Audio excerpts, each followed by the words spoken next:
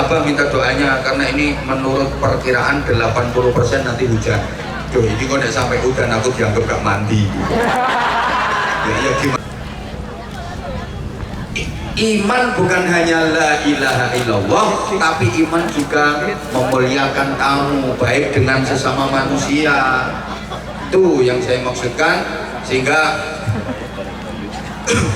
coba ada satu hadis sabda Rasulullah Shallallahu Alaihi Wasallam, tolong ditirukan sama-sama, mudah-mudahan berkah. Ar-Rahimuna yarhamuhumur rahman irhamu man fil ardi yarhamkum man fis sama. Para penyayang akan disayang oleh yang maha penyayang, maka sayangilah penghuni bumi, kau akan disayang oleh penghuni langit. Ini artinya begini, kebaikan dengan Allah itu disandarkan kepada kebaikan dengan sesama manusia. Kalau kau ingin disayang sama Allah, sayangilah sesama manusia. Untuk mendapatkan kasih sayang Allah, itu diantara caranya kita harus menyayangi sesama manusia. Saya sering sampaikan, banyak urusan yang sangat Allah sekali, tapi ternyata kalau terjadi kendala, itu solusinya diserahkan kepada hal yang sangat manusia sekali. Para jamaah, puasa itu urusan dengan Allah, betul? Gak ada yang tahu. Saudara puasa apa enggak itu enggak ada yang tahu kecuali saudara sendiri dengan Allah. Puasa itu ibadah yang sangat privasi, urusan kita dengan Allah. Sampai pahalanya aja gak ada yang tahu kecuali Allah. Nabi aja nggak tahu pahalanya puasa, malaikat juga nggak tahu pahalanya puasa. As-shaumu li wa ana ajzibihi. Puasa itu untukku, aku yang membalasnya, aku yang memberi pahala. Malaikat nggak tahu apa dan berapa pahalanya, para nabi juga nggak tahu apa dan berapa pahalanya. Ini urusan antara kita dengan Allah. Tapi sekarang misalnya ada orang yang udah sepuh, udah tua, tidak kuat menjalankan ibadah puasa. Loh, ini solusinya, tebusannya bukan zikir, bukan doa, bukan istighosah, tapi bayar fidyah. Fidyah berarti beras dimasak, dimakan manusia. Loh, urusan puasa itu dengan Allah.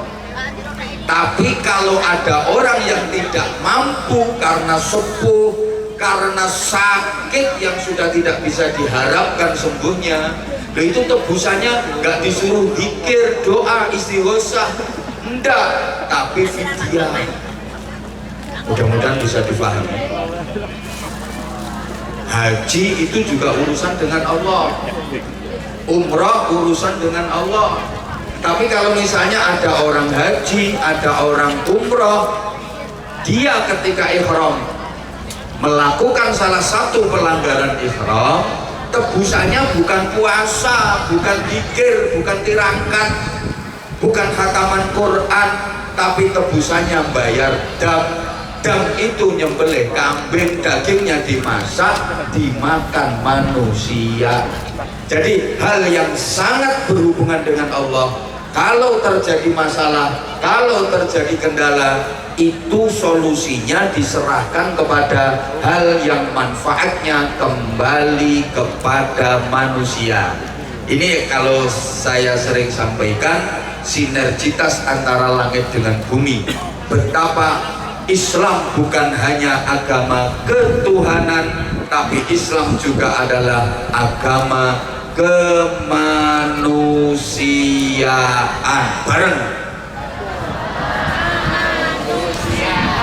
Nah, bukan hanya disuruh apik dalam hubungan dengan Allah saja, tapi juga menjalin hubungan baik dengan sesama manusia. Para jamaah yang sangat saya hormati rahimakumullah, kita ini Masya Allah,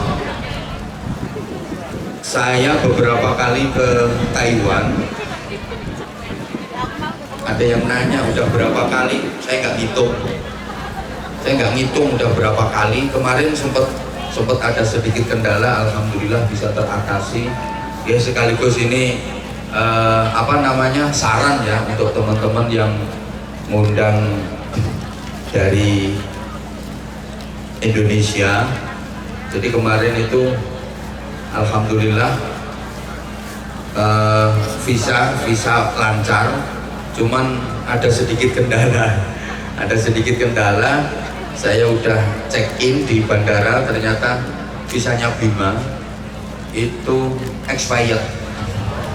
Jadi udah tanggal expirednya tanggal 10 Februari dan sekarang udah tanggal 23. Iya kemarin. Tapi alhamdulillah dipus lagi, langsung bisa selesai. Alhamdulillah. Ini ya atas izin dan pertolongan Allah Subhanahu wa taala, untuk kesekian kalinya saya kembali bisa silaturahim ke teman-teman. Dan ini kita menghadapi bulan puasa sebentar lagi.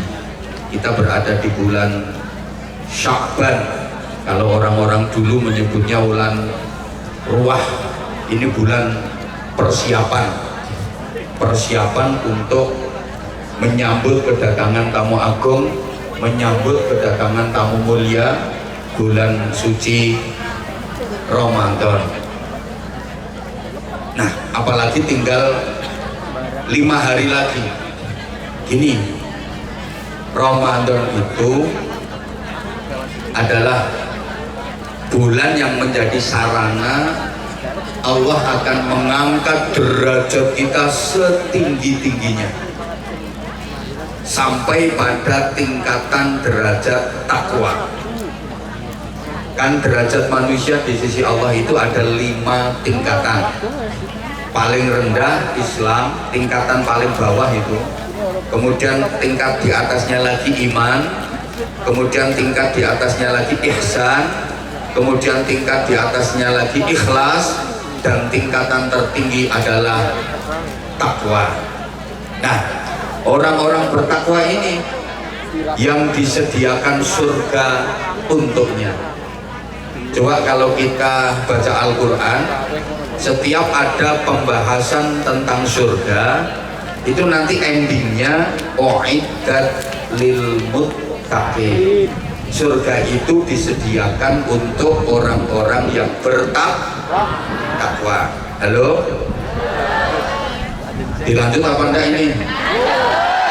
Jadi ternyata nggak cukup lil muslimin, bukan untuk orang-orang yang asal Islam saja, tapi uiddat lil muttaqin, disediakan untuk orang-orang yang bertakwa. Dan orang-orang yang bertakwa ini yang kelak di akhirat akan disambut dengan gegap gempita seperti sang juara menuju ke surga. Dalam sebuah ayat, wasiqal ladzina taqaw rabbahum ilal jannati zumara. Orang-orang bertakwa digiring menuju surga berbondong-bondong. Hatta idza ja'uha wa futihat abwabuha wa qala lahum khazanatuha salamun alaikum tibtum fadkhuluha khalidin. Jadi disambut dengan gegap gempita dibukakan pintu surga untuk mereka. Silahkan, silahkan, selamat datang, selamat berbahagia, silahkan masuk surga, nikmatilah keindahan kebahagiaan di dalamnya selama-lamanya. Ini orang-orang yang bertakwa. Dan sekali lagi, untuk menggapai tingkatan takwa itu banyak cara, dan nggak harus putar tasbih tok. Kerja juga bagian dari untuk menuju takwa. Halo? Di antara syarat masuk surga itu harus bersih dari dosa, betul? Karena penyebab orang dimasukkan neraka itu adalah dosa. Nah, pembersih dosa itu banyak.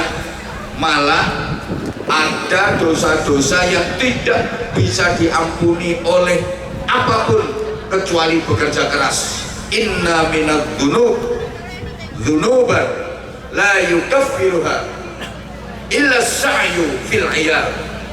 Ada beberapa dosa yang dosa itu tidak bisa diampuni dengan istighfar, tidak bisa terampuni dengan sujud, tidak bisa diampuni dengan puasa, tapi dosa itu bisa diampuni Allah dengan bekerja keras cari nafkah untuk keluarga. Tapi muaranya nanti tetap tujuannya adalah untuk menjalankan takwa. Mungkin ini hadisnya udah familiar banget, sering diceritakan. Selesai sholat jamaah, Rasulullah dengan para sahabat zikir, doa, kemudian para sahabat bersalaman kepada Rasulullah, musafahah.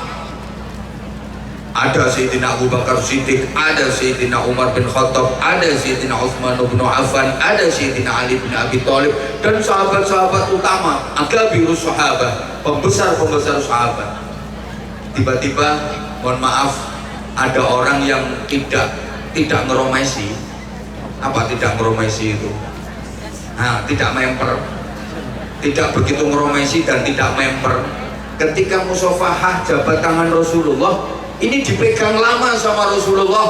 Bahkan ada kejadian luar biasa, tangan orang ini dicium sama Rasulullah. Sahabat-sahabat yang lain heran, ini siapa ini? Masa wali? Kalau wali kok yo orang memper, tapi kok diperlakukan istimewa oleh Rasulullah. Diperlakukan istimewanya gimana? Begitu jabat tangan dengan Rasulullah, dipegang lama, kemudian dicium tangan itu sama Rasulullah, dan Rasulullah bersabda, hadhihi yadu ahli jannah. Ini adalah tangannya ahli surga. Tangan yang aku pegang ini ahli surga. Ini sahabat-sahabat yang lain pada heran, apa keistimewaannya orang itu? Ya malah nuwun sewu, ada rasa cemburu di hati sahabat-sahabat yang utama. Kata Abu Bakar Siddiq, ya harusnya tangan aku yang lebih layak dicium. Aku jelek-jelek gini kan mertuanya Rasulullah. Putrinya Abu Bakar Siddiq, Sayyidah Aisyah, dinikah sama Rasulullah. Pantas dong kalau misalnya aku tangannya dicium, kan aku mertuanya. Umar bin Khattab juga begitu, aku juga mertuanya. Anakku Hafsah dinikah sama Rasulullah. Akhirnya ada yang memberanikan diri, ya Rasulullah, Mu'adz bin Jabal ini yang nanya, siapa orang tadi? Nabi tersenyum, yang mana? Itu tadi loh, orang yang tangannya jenengan pegang, kemudian jenengan cium tangannya. Oh itu. Tahu nggak kalian kenapa tangan orang itu tak pegang lama kemudian tak cium? Begitu aku pegang tangan orang itu, ternyata tangannya kapalan, tangannya kasar. Duh, apa hubungannya tangan kapalan, tangan kasar dengan kau istimewakan dicium tangannya? Terus engkau mengatakan ini adalah tangan ahli surga. Kata Rasulullah, orang ini tangannya sampai kasar, kapalan kayak gini karena dia kerja keras untuk menafkahi keluarganya, tapi dia tidak meninggalkan kewajibannya. Walaupun dia kerja keras, dia nggak meninggalkan sholatnya. Dari sini bisa difahami, dari sini bisa difahami, Maka berbahagialah kalian yang tangannya kapalan, nanti bisa masuk surga numpak kapal. Duh, gini loh maksudnya, gini loh, gini betapa Rasulullah sangat menghargai pekerja keras, sampai Nabi mengatakan ada dosa-dosa yang tidak bisa terampuni dengan istighfar, dengan sujud, dengan puasa, tapi dosa itu bisa diampuni dengan bekerja keras untuk menafkahi keluarga, tapi tetap tidak meninggalkan kewajiban. Allahumma sholli ala Muhammad. Berarti dengan demikian bekerja itu juga bisa bernilai ibadah, gitu loh maksudnya, asal niatnya ditata dengan baik, terus hasil dari kerja itu tidak digunakan untuk bermaksiat. Perlahan-lahan insya Allah kalau niatnya jenengan tata dengan baik, kemudian hasil dari kerja itu digunakan untuk sarana takwa semampunya, maka setiap tetes keringat jenengan bernilai pahala, setiap desak nafas jenengan dalam bekerja menjadi ibadah, setiap langkah kaki panjenengan tercatat sebagai jihad fisabilillah. Karena apa? Ya karena itu kerja niatnya ibadah, hasil dari kerja itu tidak digunakan untuk bermaksiat. Allah lebih suka. Di sisi lain pernah saya sampaikan, ada orang itu yang hidupnya cuma di masjid, sholat itikaf dzikir, sholat itikaf dzikir, sholat itikaf dzikir di masjid, sampai viral di kalangan masyarakat waktu itu, dia ahli surga, dia ahli surga, dia ahli surga. Berita itu sampai kepada para sahabat, akhirnya jadi bahan pembicaraan para sahabat. Ada orang yang betul-betul istimewa, dia sama sekali nggak terpengaruh dengan hiruk pikuknya dunia, hidupnya hanya di masjid, dia hanya sholat dzikir iktikaf, sholat dzikir iktikaf. Rasulullah mendengar perbincangan itu, kemudian Rasulullah bertanya, nah dia punya keluarga apa enggak? Ya punya ya Rasulullah, dia punya istri, dia punya anak. Nah kalian kok nyebut kalau dia ahli surga? Ya karena dia memang hidupnya hanya untuk akhirat, sama sekali nggak terpengaruh dengan bisiknya dunia, hiruk pikuknya dunia. Nah terus istri dan anak-anaknya gimana? Dia kerja apa? Dia nggak kerja. Terus dia makannya ya nunggu kalau dikasih orang. Kalau ada yang ngasih ya dia makan, kalau nggak ada yang ngasih nunggu sampai dikasih.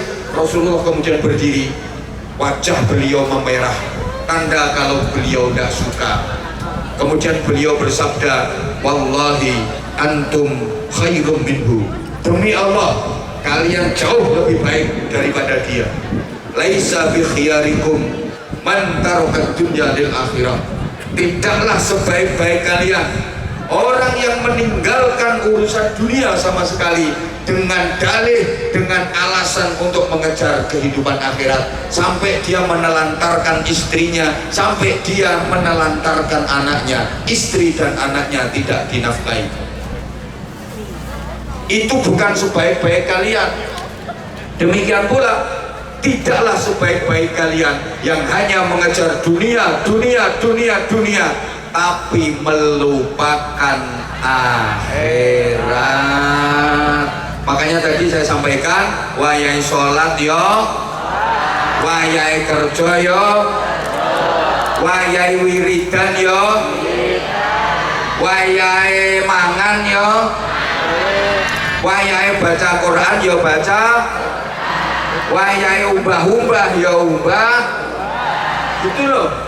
Belum nanti waktunya nyuci ditinggal baca Quran dikir, baca Quran dikir, baca Quran dikir, baca Quran dikir, akhirnya bajunya kotor semua, najis semua, mau sholat nggak bisa nutup aurat. Nah ini malah dikirnya baca Qurannya malah nggak dapat pahala. Mudah-mudahan bisa difahami yang saya sampaikan. Halo,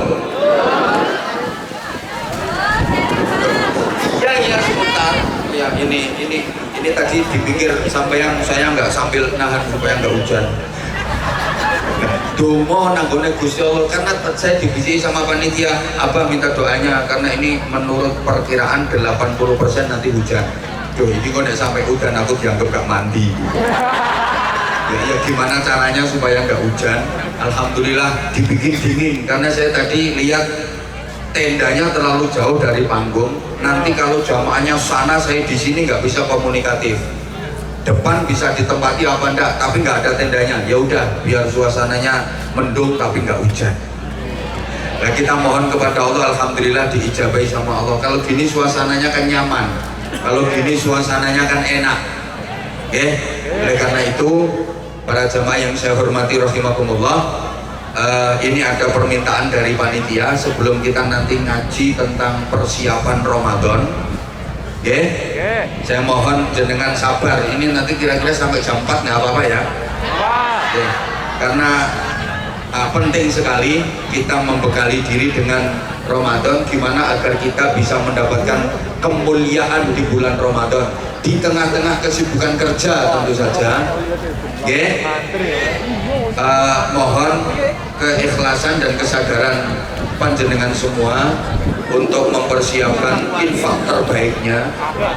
Sekali lagi, untuk menyiapkan infak terbaiknya untuk kemaslahatan musola Nurul Iman. Gini loh, kalau ini menurut saya loh ya, termasuk peluang besar bagi jenengan untuk berjihad itu ya melalui infak. Mumpung jenengan sekarang masih gampang urusan duit, maaf jenengan ini kalau mau mendapatkan pahala besar dari tahajud kayaknya orang potongan. Mau mengandalkan zikir yo orang potongan, puasa yo orang potongan, baca Quran ora potongan. Kok ngenyek toh, wong lambene wis do lecek. Jalur yang paling mudah sementara ini, jalur yang paling mudah bagi sampean sementara ini loh ya. Beda lagi nanti kalau penjenengan udah pulang ke Indonesia. Sementara ini jalur yang paling mudah melalui jalur jariah, melalui jalur sedekah. Allahumma sholli ala Muhammad. Sambil kita pikir gini maksudnya, ya Allah gak di rumah no. Kayaknya melalui jalur itu yang paling gampang gitu loh. Harta yang kita makan nanti endingnya akan jadi kotoran, betul? Yang kita pakai ujung-ujungnya jadi rongsokan. Sebentar, jangan keliling dulu loh panitia, sebentar. Alang kok sampean oleh metidik kok. Sebentar kok tak giringe sik. Iki ono sing nyiap koin. Sebentar tak giringe dulu. Sebentar. Sabar kok jamaah kali ini luar biasa, sabar kok insyaallah. Saya ulang. Yang kita makan ujung-ujungnya hanya jadi kotoran. Yang kita pakai ujung-ujungnya hanya jadi rongsokan. Yang kita simpen ujung-ujungnya jadi warisan, bahkan jadi rebutan, mungkin akan jadi perkelahian. Betul? Tapi yang kita sedekahkan, yang kita jariahkan, itulah yang benar-benar menjadi kekayaan, itulah yang benar-benar menjadi tabungan pahala yang terus mengalir ila yaumil qiyamah. Ya Allah, dinamakan jariah itu karena pahalanya terus mengalir ila yaumil qiyamah. Sampeyan baca Quran dapat pahalanya ya pas sampeyan baca itu aja. Udah selesai baca, selesai pahalanya. Kecuali nanti sampeyan baca lagi. Sampeyan sholat tahajud itu dapatnya pahala ya pas sampeyan mengerjakan tahajud itu. Begitu tahajud selesai, pahala selesai. Kecuali besok sampeyan tahajud lagi. Tapi kalau jariah sekali sampean ngamal, sekali sampean ngasih, selamanya sampean dapat pahala. Ini keistimewaannya jariyah. Terus nanti orang kalau menjelang mati itu ternyata baru sadar bahwa yang paling menolong, bekal terbaik menghadap Allah Subhanahu wa Ta'ala itu ya cuma dua. Satu, sedekah. Dua, amal-amal soleh. Itu yang akan menjadi teman, yang akan menjadi pendamping, dan yang akan menjadi penolong bagi kita. Rabbi laula akhartani ila ajalin qarib. Orang itu setiap menghadapi kematian pasti merintih-rintih, menghibah, memohon kepada Allah agar ditunda dulu kematiannya. Kenapa? Merasa bekalnya belum cukup, mau nyari bekal dulu. Bekalnya apa? Fa'as-soddaqah, aku akan bersedekah dulu ya Allah, wa akum minas sholihin, dan aku akan melakukan amal-amal soleh dulu. Bukan aku mau haji dulu, aku mau umroh dulu, aku mau puasa tiap hari dulu, enggak. Tapi fa'as-soddaqah, aku akan bersedekah dulu. Wah, kalau sedekah itu manfaatnya luar biasa. As-shadaqatu tadfa'ul bala. Sedekah itu bisa menjadi penolak bala. Orang yang di Lauhil Mahfud udah tertulis mendapatkan bala, bencana, musibah, itu bisa tertolak dengan sedekah. Dihapus sama Allah jadi orang yang selamat. Sedekah itu juga pengundang datangnya rizki, memancing datangnya rizki yang belum ada, memudahkan rezeki. Pokoknya luar biasa manfaatnya sedekah, apalagi untuk perjuangan Islam. Allahumma sholli ala Muhammad, Allahumma sholli ala Muhammad. Dulu waktu Rasulullah menawarkan kepada para sahabat, ini perjuangan Islam butuh dana, butuh biaya, siapa yang mau membantu? Sayyidina Utsman bin Affan langsung angkat tangan, saya ya Rasulullah, sepertiga dari kekayaan saya infakkan di jalan Allah. Luar biasa. Sayyidina Umar bin Khattab, saya ya Rasulullah, separuh dari kekayaan saya. Lebih hebat lagi. Giliran Sayyidina Abu Bakar Siddiq, saya ya Rasulullah, seluruh kekayaan saya infakkan di jalan Allah. Masya Allah, Masya Allah. Jadi misalnya ini ada yang bawa duit 6.000, itu kalau jadi Utsman bin Affan ya 200.000. Kalau jadi Umar bin Khattab 300.000. Kalau jadi Abu Bakar Siddiq 600.000 semuanya. Ya udah, kalau 600.000 kebanyakan 6.000. Itu kalau jadi Utsman bin Affan 2.000-nya diinfakkan. Kalau jadi Umar bin Khattab 3.000-nya diinfakkan. Kalau jadi Abu Bakar Siddiq 6.000 semuanya dikasihkan. Jadi nanti pulang jalan kaki. Kira-kira ini nanti kalau panitia keliling, sampean-sampean ini milih jadi Utsman, Umar, apa Abu Bakar? Ya milih jadi Martini aja. Lek Martini yang 500 kakean. Ana sing 100, ana sing 50. Tapi tolonglah jangan klutik, jangan koin lah, kenemenen kalau koin itu kenemenen. Ya, ini nanti manfaatnya untuk musola dan itu akan menjadi jariyah bagi panjenengan semuanya. Allahumma sholli ala Muhammad, Allahumma sholli ala Muhammad. Ayo sambil teman-teman rebananya, hadrohnya, ya, jenengan, ayo. Saya tak istirahat dulu, ya.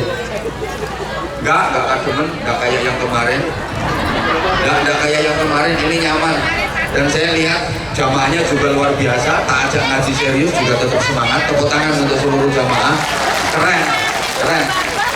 Ini pula yang membuat kenapa aku sering ke Taiwan tanpa alasan, ya karena memang semangat jenengan yang tanpa alasan. Allahumma sholli ala Muhammad, Monggo. Nggih, matur suwun.